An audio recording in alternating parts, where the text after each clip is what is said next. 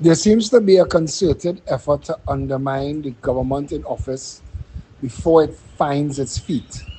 And I am noting specifically the rush of the PNM parliamentarians and its leadership to frame every conversation in terms of race and seemingly trying to incite racial conflict in the country.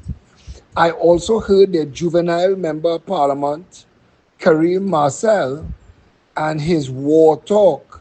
I don't think that some of these people who now live in luxury, I know most of them have one Woodbrook Place apartments and they have security and secured parking. And I don't think they understand the consequences of war talk if war talk becomes reality. They need to back off of this. The People's National Movement is throwing a national tantrum, unwilling to accept that they got badly beaten in the general election. Badly beaten to the point where the People's National Movement seems to be falling apart. The only thing that's holding them together is this idea that they could fight a war against anybody in the country. That war will end badly for everybody at the bottom rung of society, and the PNM and Penelope Beckles in particular is being very irresponsible by allowing all of this to continue under her watch. I expect nothing better from Faris Alrawi, who is a theatric circus clown. Foster Cummins is a mimic man trying to reincarnate Patrick Manning. Amy Brown has been singing the same song, whipping his hand around with the pen in his hand, the same sarcastic cynicism since about 2010. So we don't expect nothing new from these people. But Penelope Beckles has been waiting in the wings for leadership for quite some time.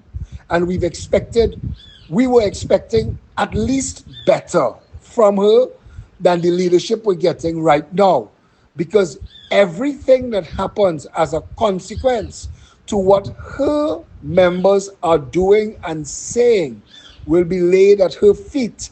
And she needs to understand that the 1% that control the PNM that don't really want her there may be setting her up for massive failure. I say no more. They say a word to the wise should be sufficient.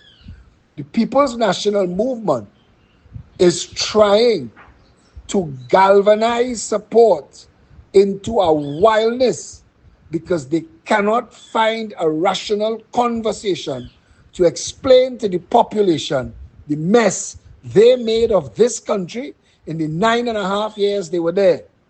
And we in the government who are doing everything in our power to turn the state of Trinidad and Tobago around and make it functional for all of the people, we are noting this irresponsible behavior by the People's National Movement.